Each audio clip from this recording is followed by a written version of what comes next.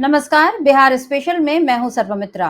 PM Modi 3 देशों की यात्रा के बाद अब जब देश लौट रहे हैं तो लौटते साथ वो अब चुनावी मुहिम में जुटने वाले हैं और चुनाव अभी बिहार में है तो जाहिर है प्रधानमंत्री बिहार पहुंच रहे हैं। कल यानी 20 जून को प्रधानमंत्री बिहार आ रहे हैं।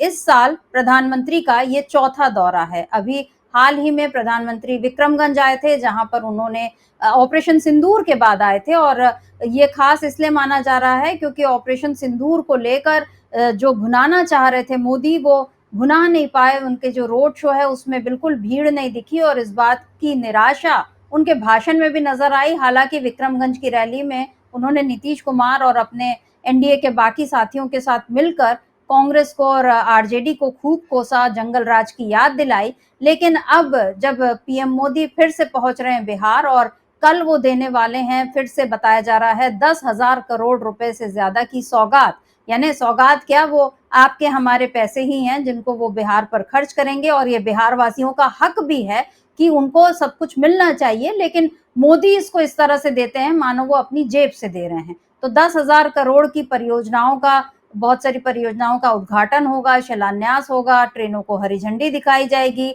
ऐसे बहुत सारे काम कल मोदी करने वाले हैं और इन सब का सीधा सीधा मतलब यही समझ में आता है कि इस बार बिहार चुनाव में उनको अपने लिए जीत जो है वो किसी भी तरह सुनिश्चित करनी है। क्योंकि हरियाणा जीत गए, महाराष्ट्र जीत गए, लेकिन बिहार जीतना बहुत जरूरी है। क्योंकि लोकसभा में अगर उनको अपनी सत्ता कायम रखनी है, यानी केंद्र में अपनी सत्ता कायम रखनी है, लोकसभा में अगर उनको नीतीश कुमार का साथ बरकरार रखना है, तो इसके लिए मोदी के लिए जरूरी है कि वो बिहार जीतें और बिहार जीतने के लिए जरूरी है कि यहाँ के लोगों को लुभाया जाए। लेकिन क्या मोदी अपने इस मकसद में कामयाब होंगे, ये अब एक बड़ा सवाल बन गया है। क्योंकि मोदी के सामने खड़ा है इंडिया गठबंधन, जो हमेशा उनकी पोल खोलता जा रहा है। अब मोदी कल जो पहुंच रहे हैं और बताया जा रहा है कि कितनी कितनी सौगातें वो देंगे, अलग अलग परियोजनाओं का जो उद्घाटन करने वाले हैं। अब इसको लेकर तेजस्वी यादव ने फिर से नए सवाल दागे हैं और तेजस्वी यादव ने कहा है कि वो कोई महंगाई रोकने तो नहीं आ रहे, वो गरीबी मिटाने तो नहीं आ रहे। लालू जी और हम लोगों को जितना गरियाना है गरिया लीजिए। प्रधानमंत्री जी बिहार आकर देखें कि ऐसा एक भी दिन नहीं है जब 200 राउंड गोलियां न चली हों। और प्रधानमंत्री कभी किसी पीड़ित के घर गए, ये सवाल भी तेजस्वी यादव ने उठाया है और ये कहा कि जब पिछले बार आप पटना आए थे तो आपने रोड शो किया, लेकिन बिहार के जवान जो शहीद हुए आप उनसे मिलने नहीं गए, उनके घर वालों से आपने मुलाकात नहीं की। और ये भी कहा कि आप अपने 200 बार के अपने भाषणों को सुन लीजिए, कम से कम 200 भाषण आप दे चुके हैं मोदी जी। ये तेजस्वी यादव ने कहा कि बिहार में आप 200 से ज्यादा भाषण दे चुके हैं और आप उन भाषणों को सुनेंगे तो आपको खुद पर शर्म आएगी कि जितनी बातें आपने की, आपने एक भी उनमें से पूरा नहीं किया। ये तेजस्वी यादव ने बड़ा आरोप लगा दिया है और ये जो नए सवाल उठा दिए हैं मोदी के सामने और ये कह दिया है कि आपको शर्म आएगी। ये जो कहना है तेजस्वी यादव का, ये बिहार में एक बदलते सियासी माहौल का परिचायक है और ऐसा लग रहा है कि मोदी के आने से पहले ही बड़ी हलचल मच चुकी है। उधर नीतीश कुमार इस बार पूरी तरह से तेजस्वी यादव के दबाव में आते दिख रहे हैं और दबाव में आना स्वाभाविक भी है क्योंकि किसी भी तरह से कानून व्यवस्था संभाले नहीं संभल रही है। अभी तेजस्वी यादव के घर आज ही उनके घर के बाहर, यानी जो अति वीआईपी विशिष्ट इलाका है, वहां पर गोलियां चली, सरेआम गोलियां चली और वो भी तब जबकि मोदी कल आ रहे हैं। जब प्रधानमंत्री आ रहा है देश का और उसके बाद बिहार में ये कानून व्यवस्था का आलम है तो जाहिर है सवाल उठेंगे ही। तेजस्वी यादव ने अपने घर के बाहर गोलियां चलने पर क्या कुछ लिखा है, ट्वीट करके देखते हैं। तेजस्वी यादव ने लिखा, आज मेरे आवास के बाहर गोली चलाई ऑब्लिक चलवाई गई, यानी या तो चलाई गई है या चलवाई गई है।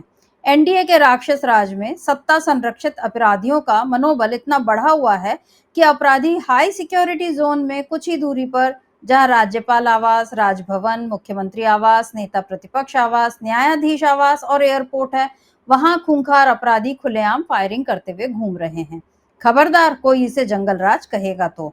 वैसे भी कल प्रधानमंत्री बिहार आ रहे हैं, इसलिए गोदी मीडिया को सकारात्मक छवि बनाए रखनी है। और उसके बाद तेजस्वी यादव ने हैशटैग दिया जंगल राज, hashtag crime, hashtag Bihar.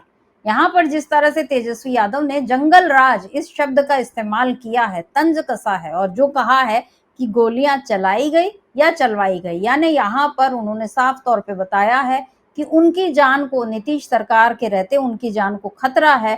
Tejashwi Yadav बहुत तेजी से उभर रहे हैं, इंडिया गठबंधन बहुत तेजी से मजबूत हो रहा है और ये बीजेपी के लिए, नीतीश कुमार के लिए बड़ी परेशानी है। एनडीए को लग रहा है कि इस बार सत्ता उसके हाथ से चली जाएगी। वैसे भी जो सर्वे अभी तक आए हैं उनमें यही दिख रहा है कि एनडीए की हालत अच्छी नहीं है।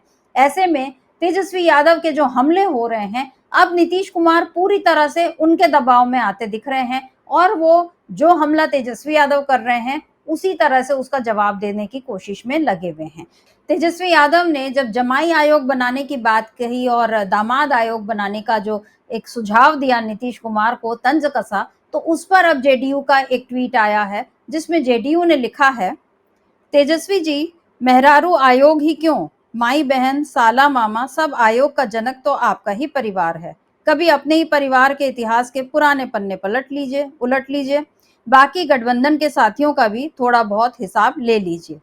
ये तेजस्वी यादव के जमाई आयोग के का जो सुझाव है उसके जवाब में जेडीयू को यही सूझा कि उसने फिर से तेजस्वी यादव को उनके परिवार के नाम पर कोसा। इधर तेजस्वी यादव अभी जिस तरह से घूम घूम कर लोगों से मिल रहे हैं और जाहिर है बिहार में बहुत धूप है, तो अभी एक तस्वीर सामने आई थी और एक वीडियो जिसमें तेजस्वी यादव अपने सिर पर गमछा डाले हुए थे। तो जेडीयू ने तेजस्वी यादव की तस्वीर लगाई और नीतीश कुमार की तस्वीर लगाई और उसके साथ एक ट्वीट किया है जिसमें तेजस्वी यादव पर तंज कसा गया है। क्या कुछ लिखा है तेजस्वी यादव के लिए, देखते हैं। तो यहाँ पर जेडीयू ने लिखा है, फर्क साफ है, और तेजस्वी की तस्वीर के साथ लिखा है, हल्की धूप में मुरझाए फूल कुमार, और उधर नीतीश कुमार की तस्वीर के साथ लिखा है, तपती धूप में अडिग नीतीश कुमार। जेडीयू का ये जो ट्वीट है ये भी तेजस्वी को जवाब देने का ही एक तरीका है, क्योंकि तेजस्वी यादव बार बार ये कहते हैं नीतीश कुमार अचेतावस्था में हैं, उनसे काम नहीं होता, उनका स्वास्थ्य कैसा है इसको लेकर हमको चिंता होती है, यानी वो नीतीश कुमार को अनफिट बता रहे हैं। और ऐसे में जेडीयू ने ये तस्वीर डालकर ये दिखाने की कोशिश की है कि नीतीश कुमार अभी पूरी तरह से स्वस्थ हैं, काम करने के लायक हैं। यहाँ पर जिस तरह से जेडीयू बचाव में उतर रही है उससे साफ दिख रहा है कि वो तेजस्वी यादव के दबाव में आती जा रही है। एक और तेजस्वी यादव को लेकर आरजेडी ने ट्वीट किया था जिसमें उनको दशरथ मांझी की तरह बताया गया था। इस बारे में हमने एक प्रोग्राम भी किया था, लेकिन अब तेजस्वी यादव को दशरथ मांझी बताने पर भी जेडीयू को आपत्ति है और जेडीयू ने जो ट्वीट किया है उसको देख लीजिए। यहाँ पर जेडीयू लिख रहा है, मान लेंगे तुम्हें भी दशरथ मांझी, पहले खुद के परिवार के बनाए घोटालों के पहाड़ पर छेनी हथौड़ी चलाकर तो दिखा। यानी अब आरजेडी अपने नेता को क्या कहे क्या ना कहे इसको लेकर भी जेडीयू को आपत्ति हो रही है। तो जेडीयू की जो आपत्ति है ये ऐसा नहीं है कि केवल तेजस्वी यादव को जवाब देने के लिए है। दबाव में तो नीतीश कुमार आ ही गए हैं, लेकिन उसके साथ साथ वो मोदी को ये बताना चाहते हैं कि आप बिहार तो कभी कभी आते हैं, मतलब चुनाव के टाइम आपका ज्यादा आना होता है, मगर मुझे यहाँ रहना है, मुझे सबको जवाब देना है, इसीलिए अब वो बीजेपी से ज्यादा तल्खी जेडीयू दिखाने की कोशिश कर रही है। अभी तक आरजेडी को घेरने में बीजेपी ज्यादा आगे रहती थी, लेकिन इस बार जेडीयू बीजेपी से आगे निकलती हुई दिखाई दे रही है और जिस तरह से तेजस्वी यादव पर इतने सारे हमले एक के बाद एक कर रही है उससे जाहिर हो रहा है कि बिहार में अब एक बड़ा बदलाव होता हुआ दिखाई दे रहा है। अब मोदी कल आ रहे हैं, इसको लेकर भी तेजस्वी यादव ने एक तरफ तो अपने नए सवाल खड़े किए, उसके साथ उन्होंने एक ट्वीट भी किया है। क्या कुछ लिखा है उसमें, देखते हैं इसको। यहाँ मोदी की तस्वीर के साथ तेजस्वी यादव ने लिखा है, यह आदमी बस चुनाव में झूठ बोलने बिहार आता है फिर गायब रहता है, वोट बिहार का और विकास गुजरात का, यह अब चलने वाला नहीं है।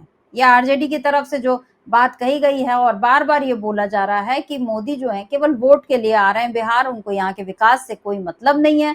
अगर मतलब होता तो 11 सालों में विकास जमीन पर नजर आने लगता, लेकिन अभी ऐसा नहीं हो रहा है। अभी भी आकर अगर आप उद्घाटन ही करेंगे, परियोजनाएं अगर अभी आप बनाएंगे ही, तो वो इम्प्लीमेंट कब होंगी, कब उसका लाभ बिहार के लोगों को मिलेगा, ये सवाल अब उठने लगे हैं। ठीक है कि अभी जो बजट पेश हुआ था उसमें बहुत बिहार के लिए खजाना खोला गया था, मखाना बोर्ड बनाने जैसी जो घोषणाएं हुई थी, खास ध्यान दिया था मोदी ने बिहार पर, और जरूरी भी है क्योंकि नीतीश कुमार उनके लिए केंद्र में जरूरी है। तो यहाँ पर दिख रहा है कि बीजेपी और मोदी अपना स्वार्थ पूरा करना चाह रहे हैं बिहार में, इसीलिए वो बार बार आ रहे हैं। मगर तेजस्वी यादव और आरजेडी और महागठबंधन कांग्रेस ये सब मिलकर इस समय एक बड़ा बदलाव करते हुए दिखाई दे रहे हैं और इसीलिए मोदी के आने से पहले बिहार में अब एक नई हलचल दिखाई देने लगी है। तो अभी के लिए बस इतना ही। नमस्कार, मैं सर्वमित्रा।